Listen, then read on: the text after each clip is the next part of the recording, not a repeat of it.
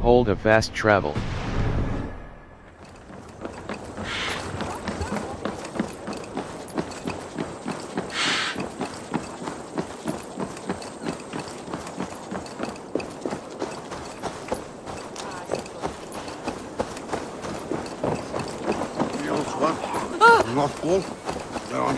Looking for a worthy challenge. Oh, look, there's a player in every port and city. Aye, what say you? Let's go a few rounds. Yes. Let us play. Very well then, let us start.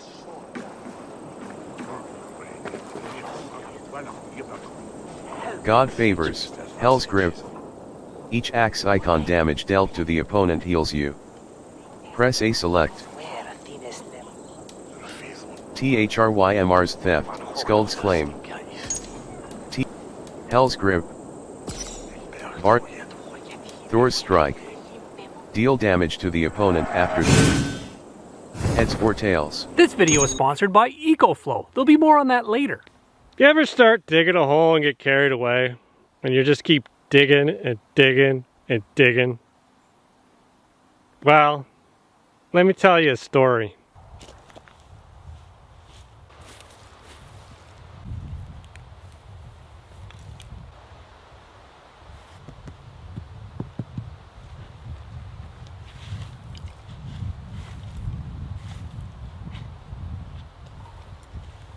Well, good morning, guys.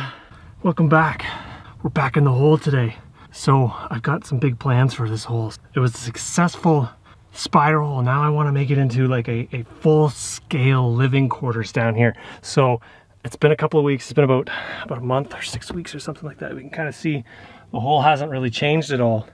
It seems to be weathering well.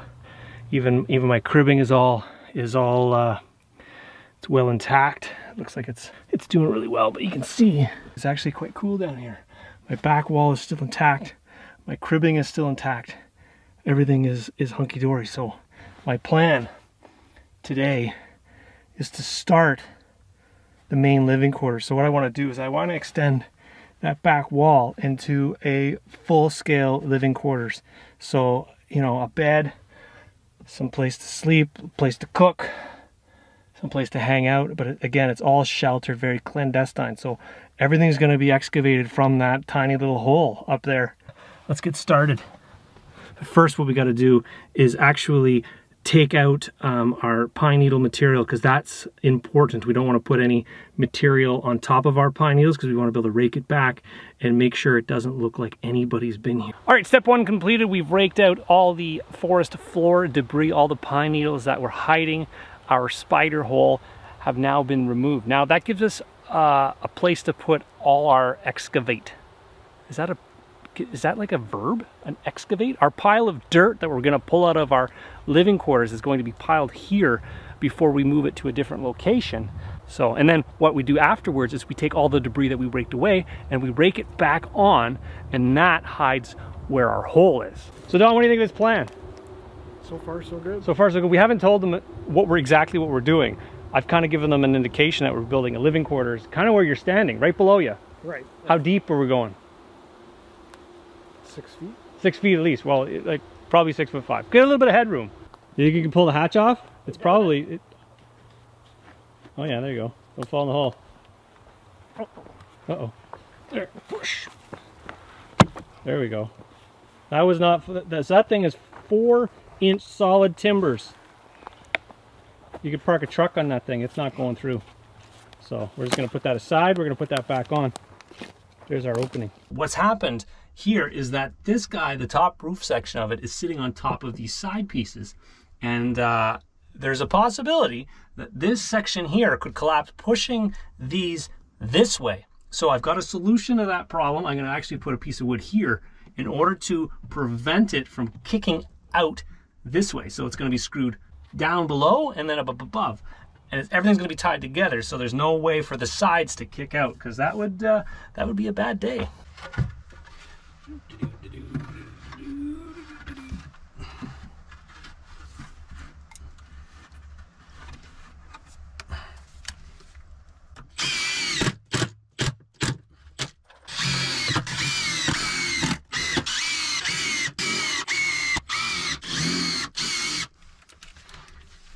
gonna screw the bottom. I got some longer screws that are gonna attach the piece of wood to the top piece. And I'm told that each screw has a holding power of about 300 pounds. So if I put a number of them in, I should be good. So the plan with the bottom piece is to sink it in there so it attaches all my bottom boards together, and then I'm going to tag it down below that allows it to not kick out at the base. Do I think that's going to happen? Did I think that was going to happen? No, it's very stable clay.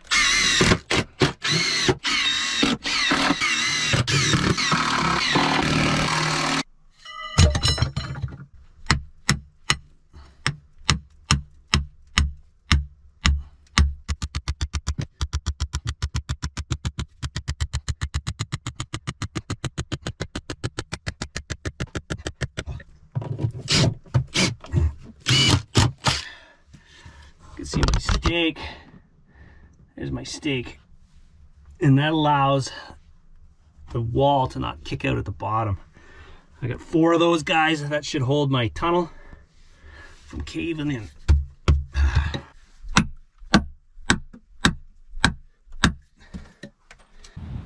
All right, I always say safety eventually. So we've got the cross pieces that go across that tie in to prevent the racking of the hole in the event of an unplanned collapse. Using a couple of cedar poles we had laying around, we built a gantry crane, sort of.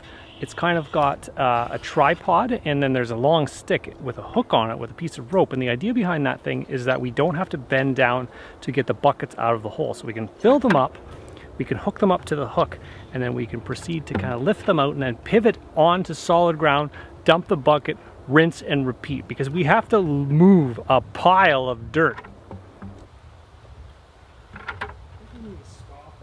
All right, so as it turns out, when you're digging a hole, people come out of the woodwork. So we're going to introduce Mike officially. Mike is you're a subscriber on the channel. Yep. You reached out to me. You met me in a parking lot in Walmart.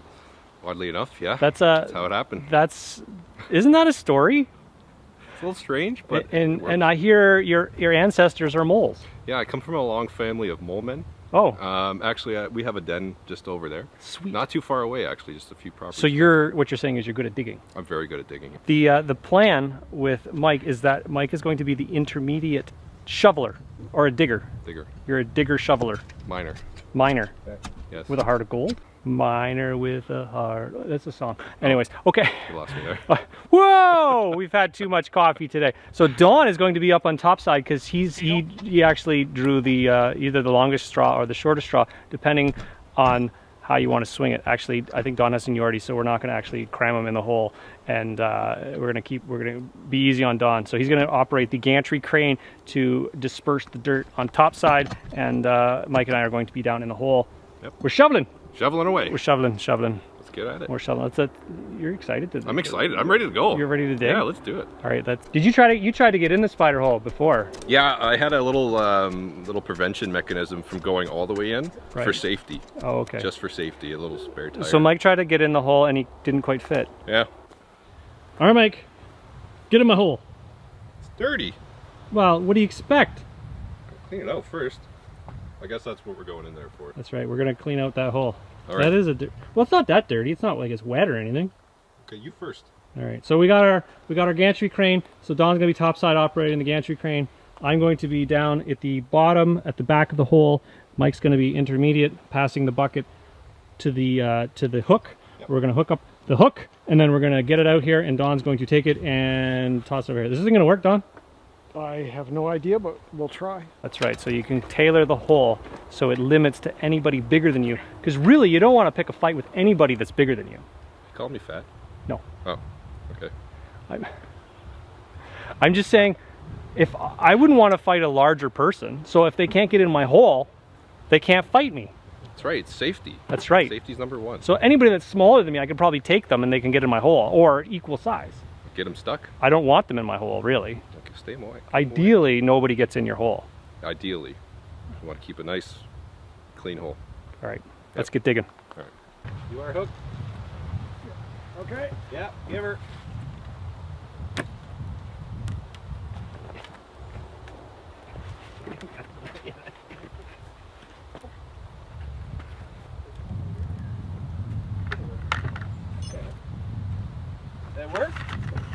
Yeah,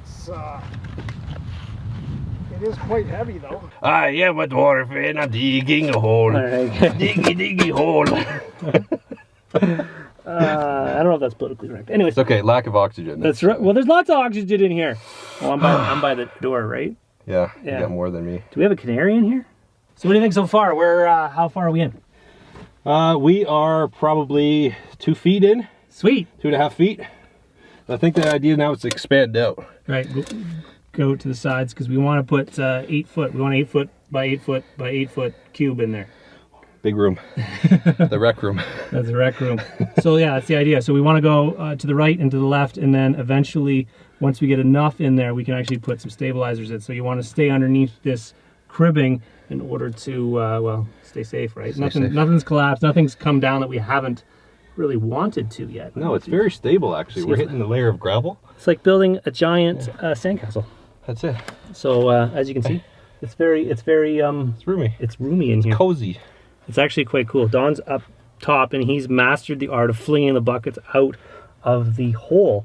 It's a learning curve. You gotta get about 12 buckets flung out of the hole in order to actually figure out how that gantry / spring-loaded thingamajigger works. And you got you've opted for a larger shovel, not the entrenching tool. This has got a little bit more weight behind it as well. Yeah, yeah. So it's easier to dig, and we can make this. It's good that it's air conditioned down here. It's nice actually. I'm the intermediate guy. We're taking turns digging, so I hook up the bucket over on that side, and then Don flings it up. So we're good. It's working. All right, let's keep digging. Let's keep digging. Dig, dig, dig. Dig. Hot diggity.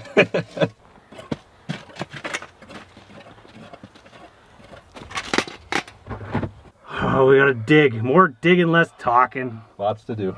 If anyone has ever taken a shovel and tried to dig a hole, they realize very quickly on how hard it actually is to dig a hole and how very labor intensive it is to make a hole. Whether you're digging fence posts or you're digging a hole to plant a tree, you're going to run into all sorts of different types of soil. And in this case, we ran into very clay-like sand near the top of the hole, and then we ran into some very hard-packed gravel layers near the bottom of the hole, which created sort of a problem near the bottom because it was where more effort was required in order to actually remove the material. We tried to keep this thing authentic as possible because we wanted to maintain an underground bunker. So we had limitations on where we could actually remove the materials. Because we wanted to maintain our secret structure of our hole, we had to bring all our excavate out of the spider hole, which is the original hole. So we did it bucket by bucket, shovel by painstaking shovel. Now, if I was to do this again, would I employ this method? I'm not sure. And to be quite honest, those other videos that you see out there of, you know, digging a fancy pool with, you know, a stick and a couple of guys in a weekend or something, I don't think those are legitimate videos that are doing it by hand. I'm almost certain they have some sort of machinery and a crew of dozens of men digging. It's physically impossible to do it given the time frame that they say they're doing it in. To give you an idea on how high we are, I'm standing flat foot in the hole, and then I've got, you can see how it dug down. So this was the this is the gravel pit. So you can see the kind of the strata, and then you're in the clay and it's sand. So we want to secure this area here. Go one little bit at a time.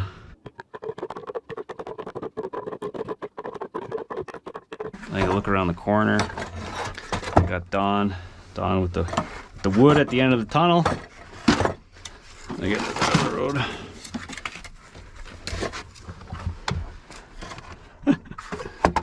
There you go. What do you think, Don? You feeling twice your age?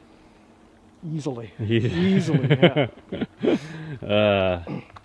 How about you? I'm just digging a hole, man. Just digging a hole.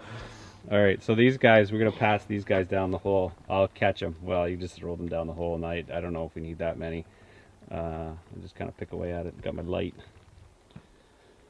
Oh, all right, I gotta go down the hole. Down you go. All right, go down the hole. This video is sponsored by EcoFlow Delta Pro and the ecosystem. EcoFlow Delta Pro is the first portable home battery with an expandable ecosystem. It's designed to store energy anywhere from 3.6 kilowatt all the way up to 25 kilowatt hours of power. You could use it at any time, especially in the event of a power outage. The Delta Pro ecosystem connects directly to your home with the EcoFlow's Smart Home Panel. The EcoFlow Smart Panel immediately redirects power to the Delta Pro in the event of a power grid failure. With the Delta Pro, power outages are no longer a problem, as it allows you to power everything in your home, including all your high drain devices. Even with daily use, the Delta Pro helps you save money by shifting your power usage to off-peak hours. So you charge your pack during off-peak, and then you can use it during peak electricity pricing. The EcoFlow app allows you to completely control your home circuits as well as manage your power consumption overall. If you need another way to power high drain devices, say you need 240 to charge your electric car, you can hook up 2 Delta Pros with a power hub in order to give you 240 voltage to power all those high drain devices. In the event of emergency and you need to charge your Delta Pro, you can use the EcoFlow's smart generator to charge the packs. It's more efficient than using a normal gas generator. You can charge this pack anywhere at any time. You can use the solar tracker to charge through solar. You could also charge your Delta Pro pack through a level 2 EV charger. Delta Pro uses the Extreme technology, which allows you to charge the pack fully in just 2.5 hours. All this and more make EcoFlow Delta Pro and the ecosystems one of the most powerful home battery systems on the market. So if you're looking to get yourself one, check the link in the description below. You can see back there we've got some tarps down just to kind of keep the ground from getting saturated. So what I want to work on today is actually shoring up the wall we excavated. We kind of got to the one side of it, and now we want to kind of shore it up, because we kind of have to do that as we go. So we've got some 4x4s. They're sort of pallet wood, skid wood. Digging a hole, that's the way you treat me. Digging a hole, that's the way you treat me. Do do do. Oh my.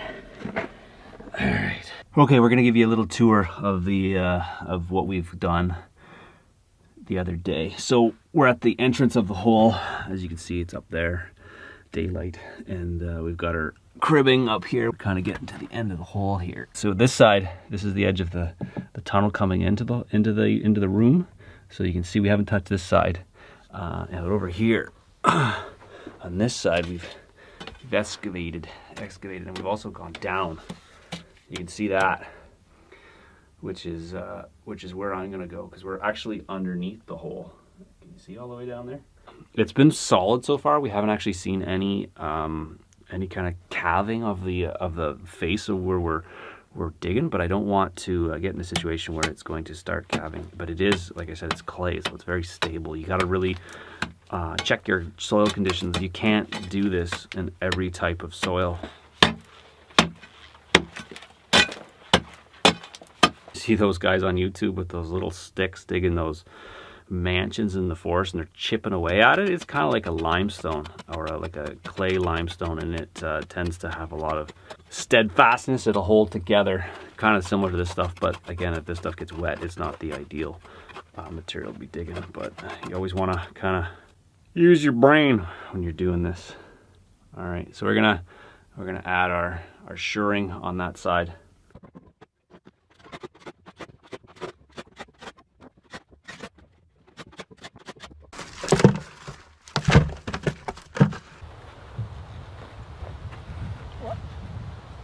Watch it, Mike. Yeah, I'm not on yet. Okay. I gotta get it a little shorter. Prepared for the worst. No? Not gonna go. We got problems. All right, let's see. I'm gonna just get out of here and show what's going on.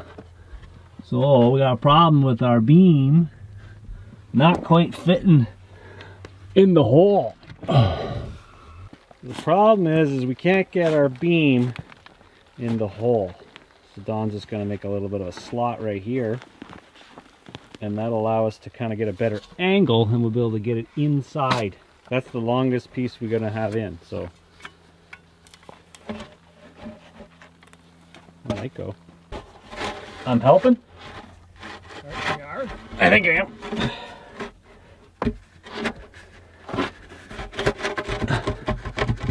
Come on. All right. Think she's gonna go? All right. Oh yeah. Now what are we gonna do? Oh my. Well, that was an ordeal. We got our back wall in with our 4x4 cribbing, and we got our main beam in. The main beam is actually, we dug it down into the floor so it can't kick out this way, and it goes all the way up to the finished level. You can see we can kind of go all the way up, all the way down. You can see our tunnels over here. We're well on our way. We got to dig some more because you can see that kind of like I'm right up against the back wall. I can't go that way. I can't go behind us any, so I've got to dig out that. We're going on day 3, so it's not a fast process. Digging, anytime you're digging, it's not a fast process. We've run into some gravel. It's hard digging, so slow go. We'll just keep you updated, and we're just gonna keep digging. Right up your shorts, dog. Does run it. It's secret weapon time. We've been digging by hand for I don't know how many days, 4 days now, and we've kind of got to the we're finding the bottom of the hole with the gravel layer is getting, well, it's a bear that kind of digs through. You take a hammer and you whack at it and it just kind of tings off of it, and it just doesn't want to come out. So I've got a Bosch chisel hammer, and I'm gonna give that a go. I imagine it'll break it up a little bit better and allow me to get the material a little easier. And I've got my EcoFlow. And I think that's gonna do well because you don't have the exhaust of a generator kind of settling in the hole, noxious fumes and whatnot. I got some material I got to take out in order to I get some more cribbing next to the side, so that's kind of my plan. Don isn't here yet. He's probably slept in. We've been digging a whole lot, and hopefully this either A, helps us out or even tires us out even more. So that's our current plan. I'm just kind of setting up, getting all the stuff ready, buckets ready.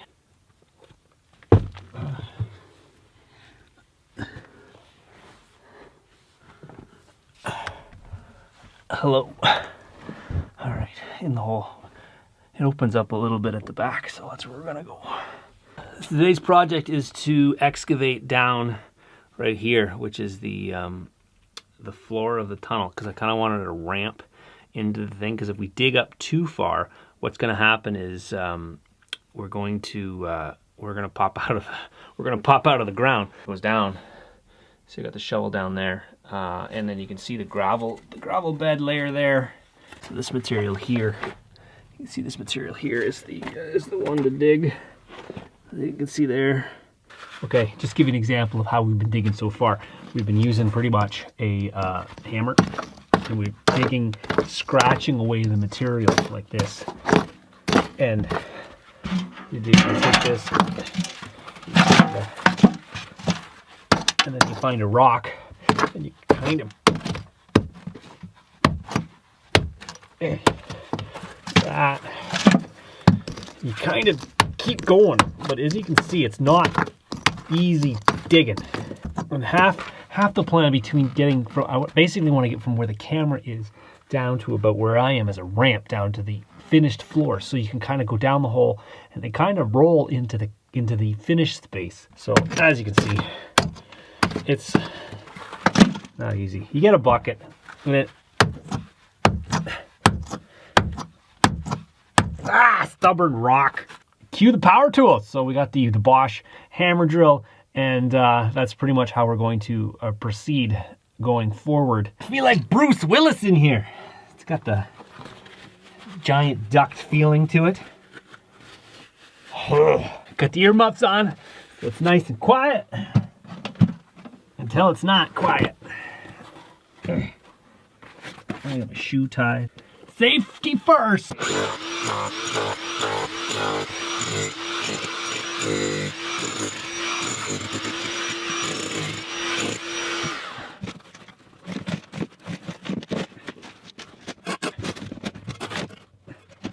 There, you want to save countless hours of frustration?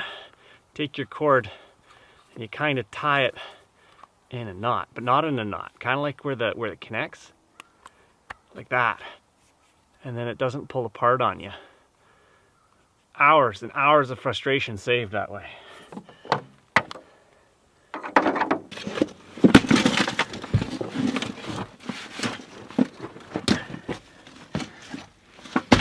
Near the bottom of the hole, we busted out the power tools. We ended up using a demolition hammer with a chisel tip in order to get through the bottom 2 feet of gravel layer. Now, we plugged this guy into our EcoFlow Delta Pro, and it worked marvelously. We actually ended up using it for days upon days without actually having to recharge it. So that's a 13 amp power tool running on the battery, and it never let up. So it was very efficient. We ended up using the chisel for breaking up the material, and then we use our hands and we shovel it or push it into the buckets, and then we'd hand the buckets off to the hole, and then they would get flinged out and then dumped, and then you'd kind of rinse and repeat. Now, just imagine, this is how they would have dug old housing foundations. They would have had crews of dozens of people with shovels and pickaxes shoveling foundations. And then that's why if you look at older homes, the basement isn't very deep. It's because they didn't have the mechanical advantage of the diesel fuel or the excavators in order to do it. So moving material by hand is extremely labor intensive. That's why much of the digging and moving of materials are done by machinery these days. Hey.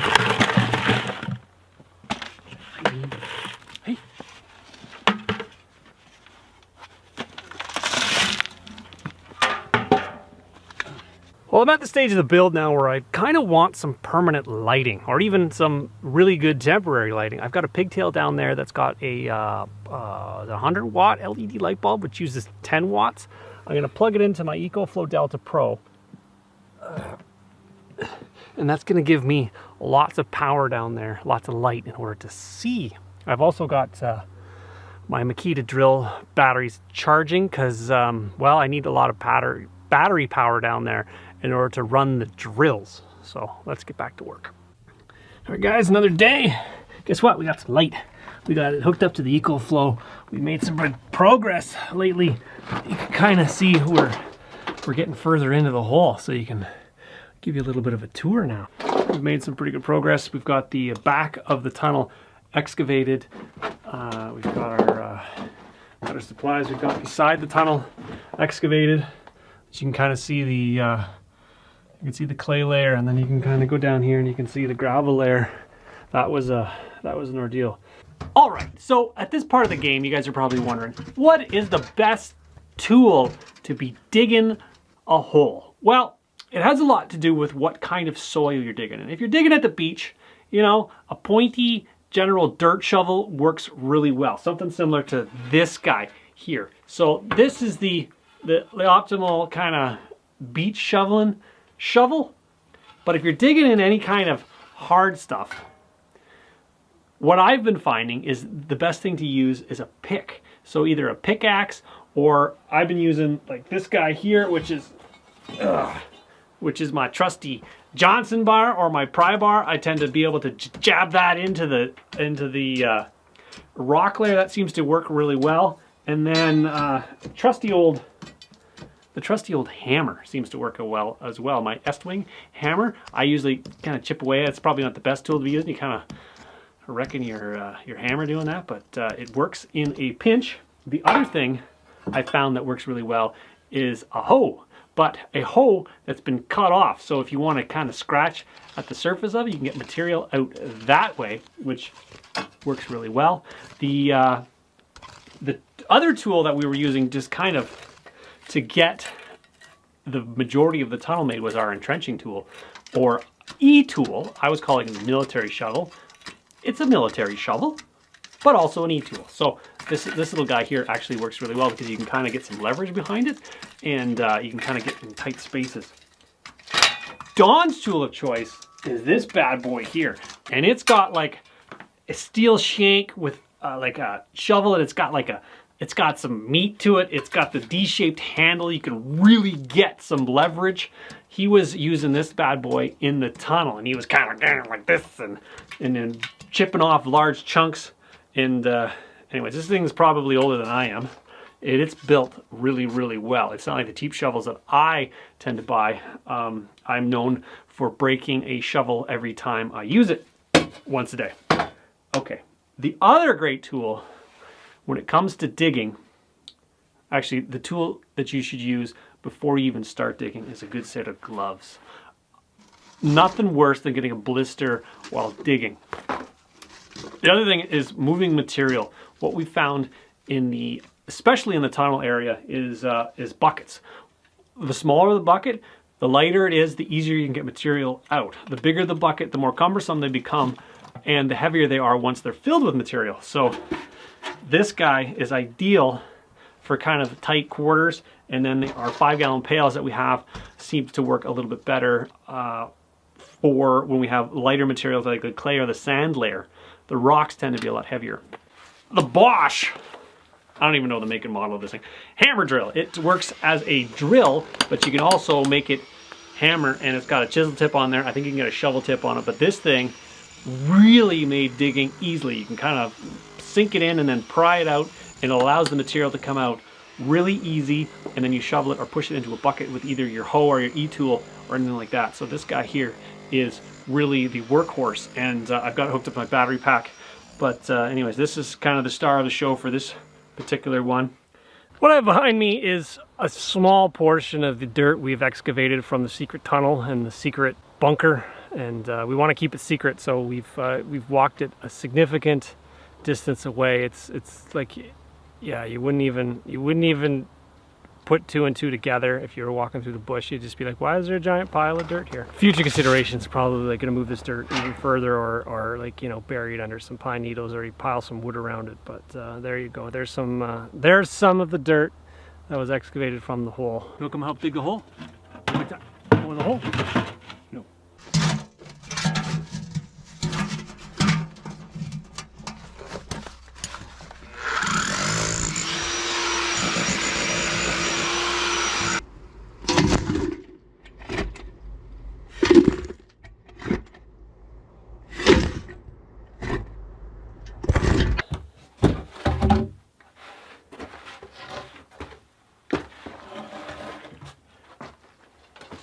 How's that for temperature differential? It's crazy cool down here. It's 54.1. It's because I touched it.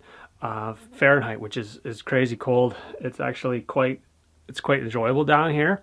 Top side is significantly warmer. Don's top side, he's actually handing me material down so we don't have to go up and down that hole so frequently. We're going to be working on doing this wall here, which we've got it pretty much excavated, and then we're going to slide in our 4x4s. So I'm pretty confident that we can proceed here relatively safe now. We haven't had any kind of material hasn't actually come down, which is good. We're gonna carry on building these walls because well, they ain't gonna build themselves. All right, so over the last couple of days we made some pretty good progress digging and more digging and just continually digging and digging some more, and it's good to kind of change it up a bit, and we've started securing our walls. Dawn is just in the process of actually cutting up little blocks because our cribbing isn't quite long enough. This is all we have. This is skid wood, rough sawn skid wood, and it's going to hold up our wood, our dirt from caving in on us. And so yeah, so they're about 35-36 inches long, and we need about an extra 11 inches to get us from post to post. So the posts are there to give us pretty much our structural integrity, and this is kind of like to prevent the walls or any debris coming off of them. It also gives us a defined space of the actual underground bunker. We need about 30 of them per side to get our walls up, and I think we have enough. So it's always about having this same amount or enough of the same amount or size, dimensional material in order to actually build what you want. So we might have to, we're gonna switch over the back wall to a different type of material because we don't have enough of this square stock. So anyways, we're just gonna carry on, just keep building. I think our next step is to put an elevator in because going down this hole is getting old. Oh, okay. Gonna keep it as a secret tunnel. We gotta sacrifice some comforts. You just put a man lift up here, Don. What do you think? Just like an elevator shaft. Just hook you up to to is it the Brandel? the Brandel or the gantry? Gantry. Trebuchet? I don't know. Teepee I don't know thingy? where I came up with Brandel. Brandel? Is that a word? Don doesn't know. Anyways, so we want to keep it as a secret tunnel because, well, it's just really cool as a secret tunnel. All right, I'm bringing some screws in so I can get my walls up. It's considerably cooler down here, Don. Going for the afternoon shift. Into the tunnel we go. I'm kind of thinking we should probably make this tunnel a little deeper. We kind of got tired of moving dirt, so we're gonna keep it as a secret access tunnel. As you guys can see, we're well on our way. It's significantly cooler down here, which is awesome. And yeah, I just gotta hang up the light. Give myself a little bit of better light up here. Okay.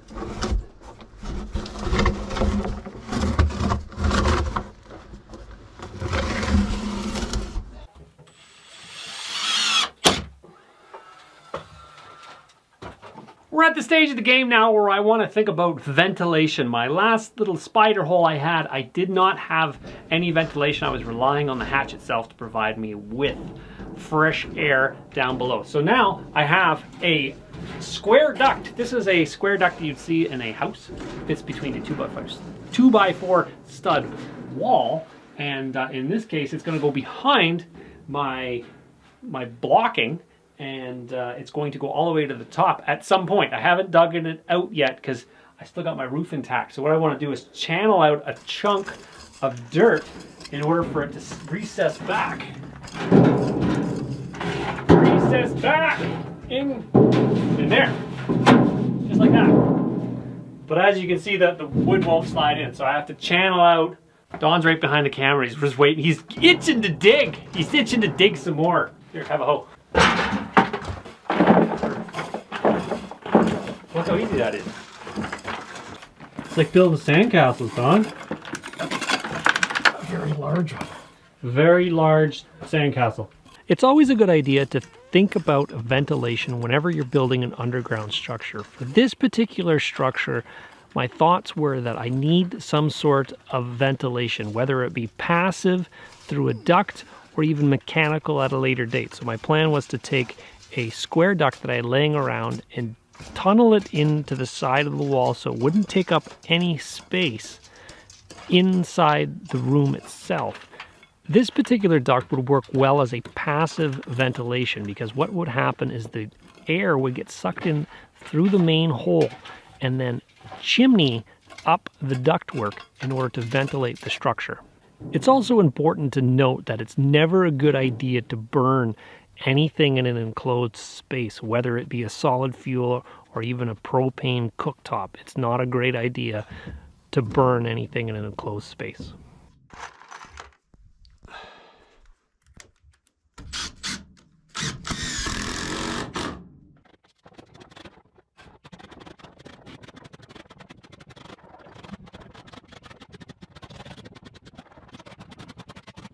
Well, you certainly won't have to look hard to find a stud to hang your towel rack. It's definitely a solid box. There's no going through this thing. It's close to a bomb shelter. So we've got our duct here, which is going to be our fresh air intake or exhaust. It's going to vent all our stuff out. We have to dig that in from the top side. But she's really shaping up. I'm pleased with the way it's turning out. It's got it's kind of homey. It's very beaver panely if that's a word. Anyways, but she's nice and cozy. You know what?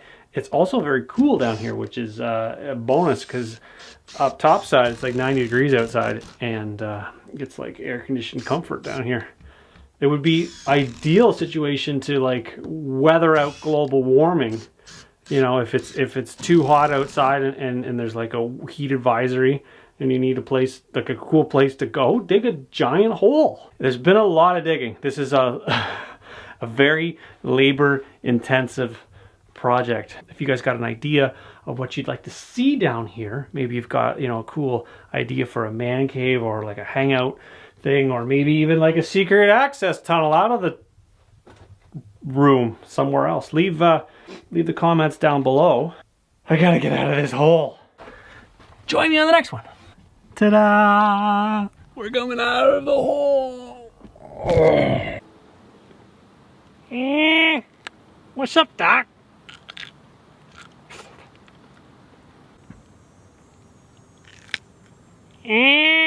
What's up, Doc? I'm out of the camera. Fuck.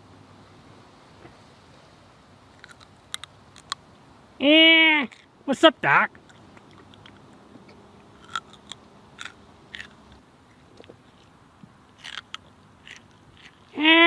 What's up, Doc?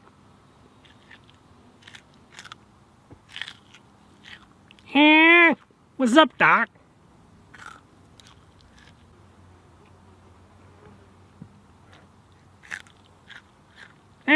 What's up, Doc? Some people are reluctant to dig a hole because they think they're gonna get buried in sand. I don't know. I don't think it's that bad. Some people are reluctant to dig a hole because they're worried about getting sand everywhere. You know what? It's not bad. Nothing like a dirt nap. Sleep when I'm dead, they say. Pretty darn close. It's a dirty job, but somebody's got to do it. Are you buried up to your neck in responsibilities? I know I am. You ever go to the beach and have sand in your shorts? This is next level. I think I got some in my teeth. The round. God, bars bond. Each token icon spent by your opponent heals you. Press A select. THRYMR, aim dolls watch. Heal health for each attack you block. Hell's Grip. Each axe icon damage dealt to the opponent heals you. Press A select.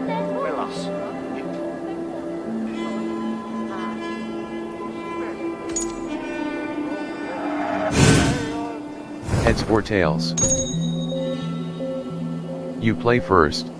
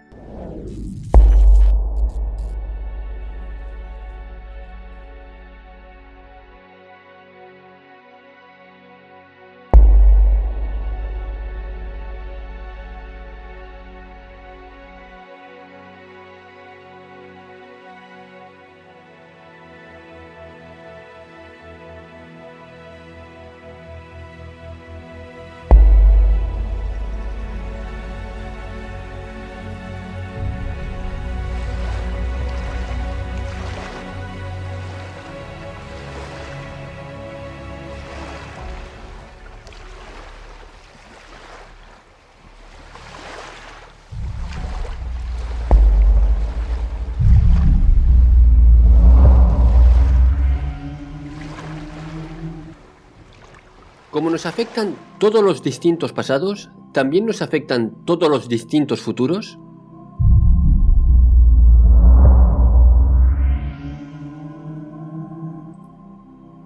Desde el punto de vista más expandido, no hay ni pasados ni futuros, solo ideas de cómo serían o cómo fueron.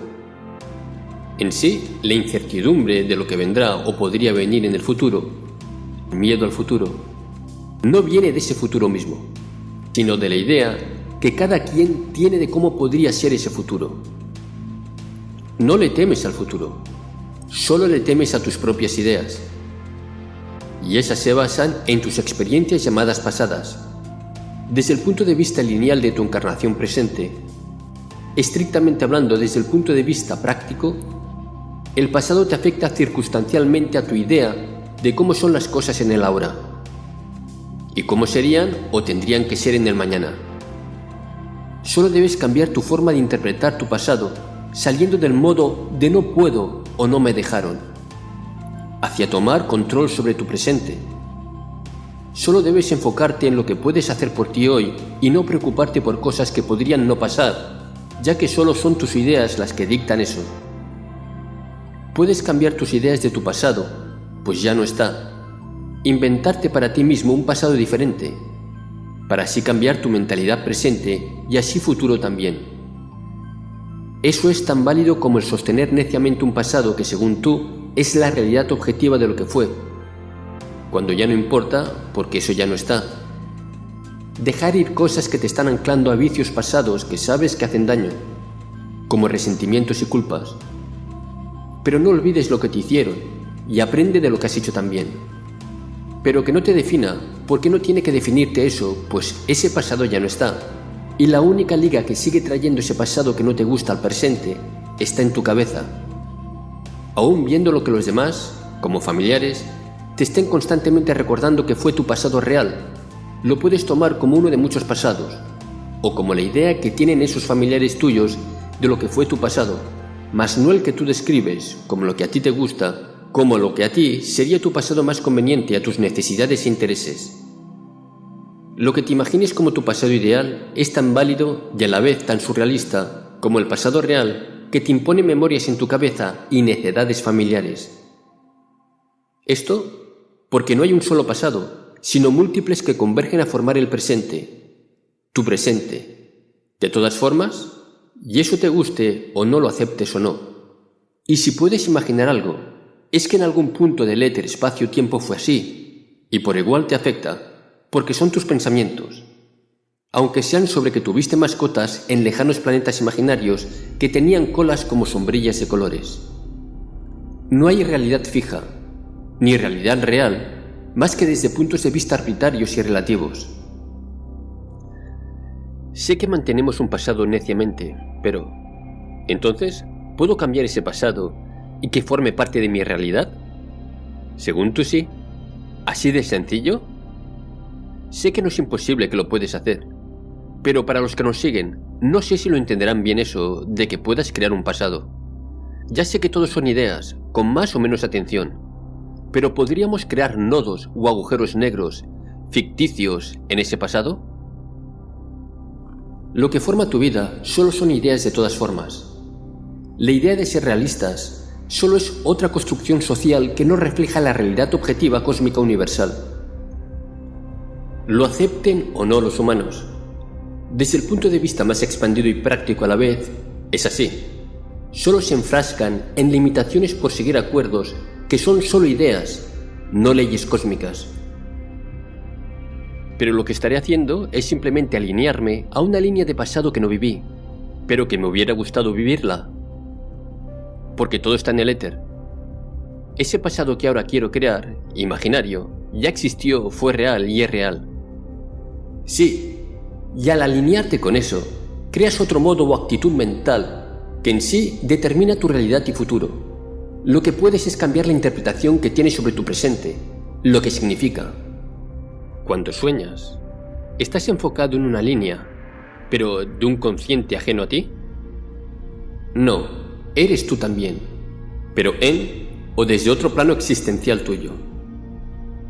Ok, al final todos somos uno. No hay nada ajeno a ti, quieres decir. No hay nada ajeno a uno mismo, desde el punto de vista más expandido.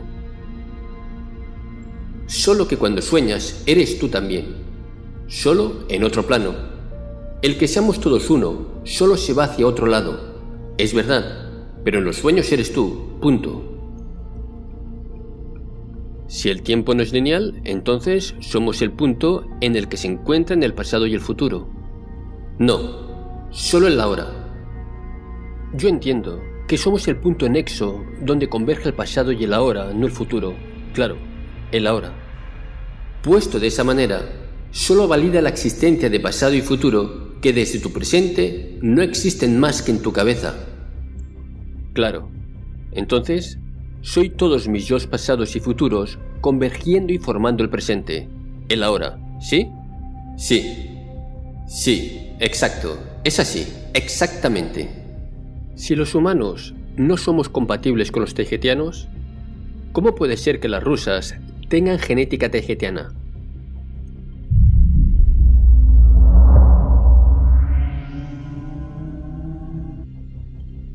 Muy sencillo.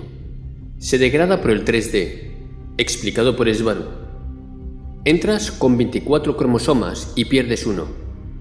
De 12 hebras se comprime a 2, solo por la simplificación que confiere el estar en densidad más baja. Recuerda que densidades bajas son sencillas, las altas son complejas en todo. Para muchos sonará como extraño, no científico. La razón es metafísica, pero todo eso sucede porque así lo quiere la consciencia. Si los humanos no somos compatibles con los tejetianos, ¿cómo puede ser que las rusas tengan genética tejetiana? Porque cuando un tejetiano está en el 3D por mucho tiempo, se vuelve compatible. Se puede ver como degradación del ADN. No es degradación, es adaptación a la densidad.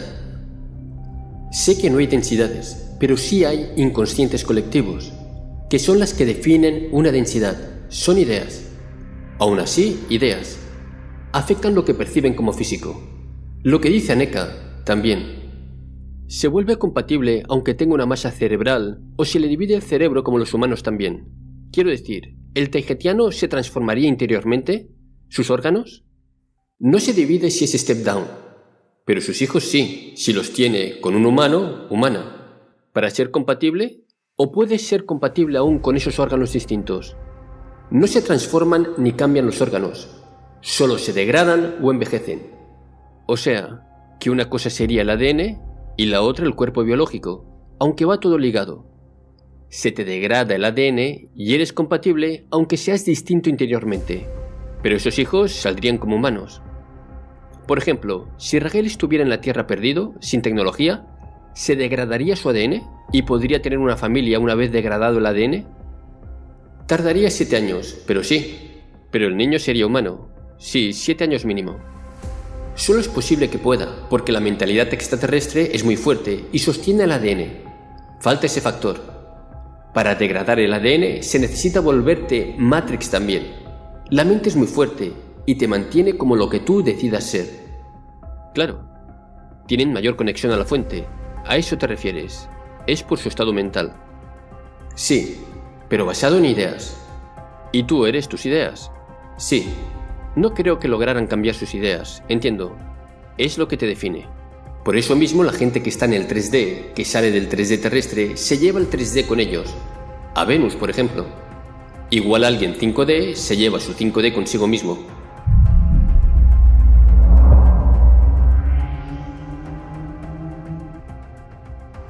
Sé que las densidades son estados mentales, pero también sabemos que cuando salimos extraídos, por ejemplo, fuera de las bandas Van Allen, supuestamente se activan cosas.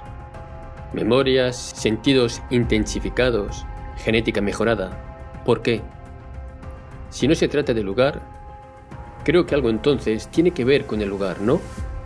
Si no fuera así, ¿por qué se activarían memorias allí y no desde aquí, ya? Y genética mejorando y todo eso, telepatía, etc. ¿Cómo podemos responder esto? Es que las frecuencias lunares pareciera que tienen mucho que ver con la densidad.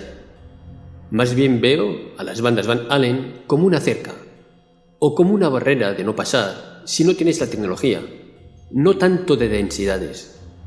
Entonces, lo que te activa el ADN es tu estado mental, el darte cuenta que vives algo complejo, diferente.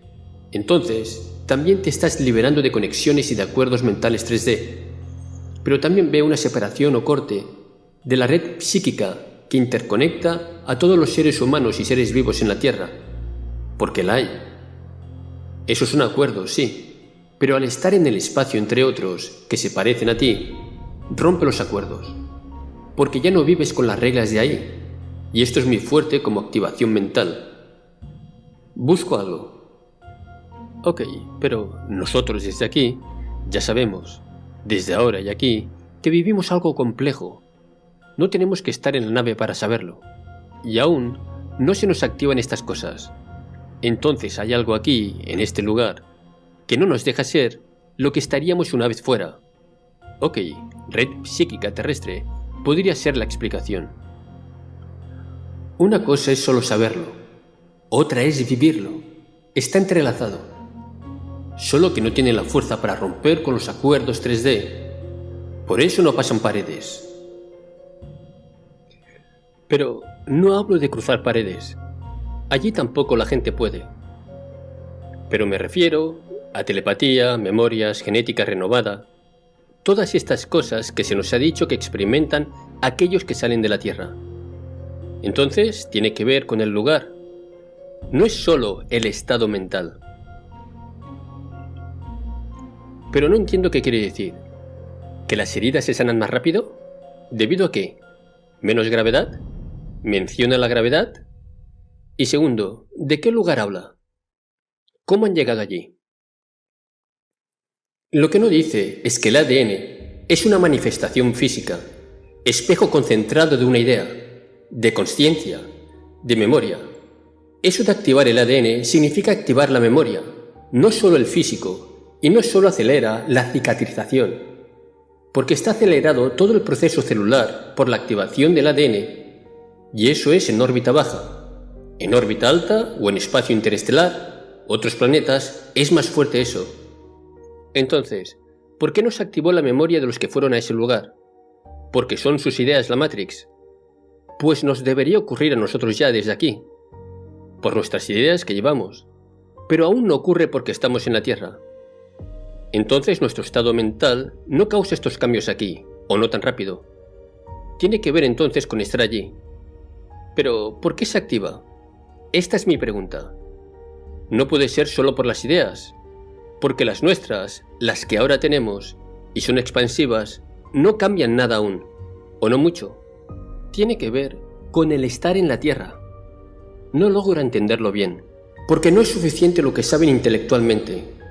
Podría ser y es suficiente, pero aún, para la frustración de ustedes, aún no está completa su activación.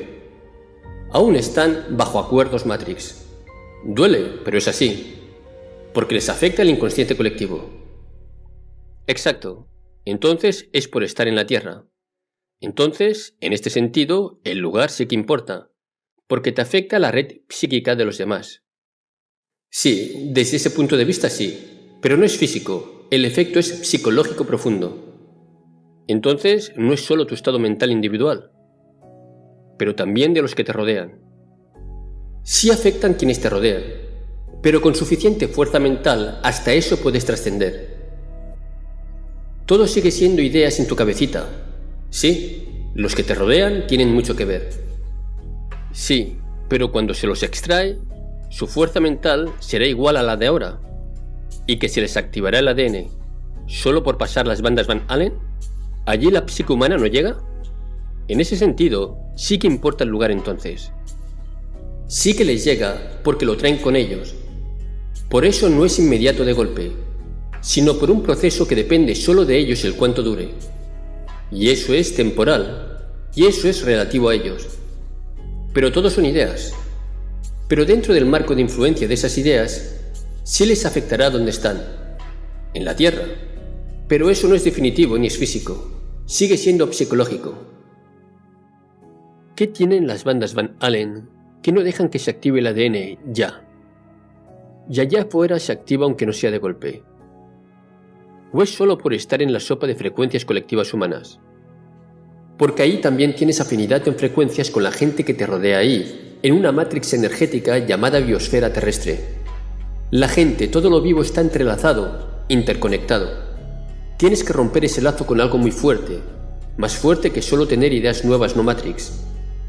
Pero si te aíslas completamente, lo que llamas físicamente, y no sabes nada de tu entorno, si vives en una burbuja, si tienes una percepción diferente en todos los sentidos a los demás, acorde a tus pensamientos, frecuencias, como le pasa a tribus aisladas.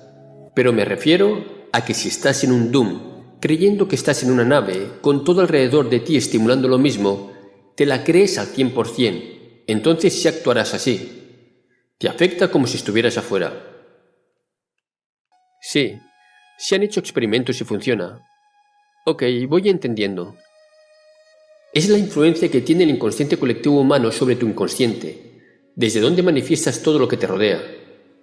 Aislaron a un grupo de ancianos en un pueblo en el desierto, en donde todo era como en 1955, hasta los programas de radio y televisión. Rejuvenecieron. Sí, recuerdo ese experimento. Sí, pero entonces no es tan fácil como simplemente creer que con tu estado mental individual basta, mientras está aquí y afectados por el colectivo inconsciente humano. Se puede, pero es más difícil. Sí, porque te van minando o influenciando la mente con lo que les rodea. Pero es mente, al fin y al cabo. Ideas, sí. Y hasta en la memoria genética de un cuerpo humano, del avatar que llevamos, están ciertos acondicionamientos y programas escritos ya, y cuesta sobreescribirlos. Lo que hemos hablado al inicio de todo, 7 años. Es que, ¿cómo vas a pensar como humano y tener las mismas ideas que los humanos si te la pasas en una nave alrededor de Zendriel, entre puro taijetiano, con puros intereses taijetianos y puras ideas taijetianas? Solo influye ahí el nivel de apego que tienes hacia lo humano, claro.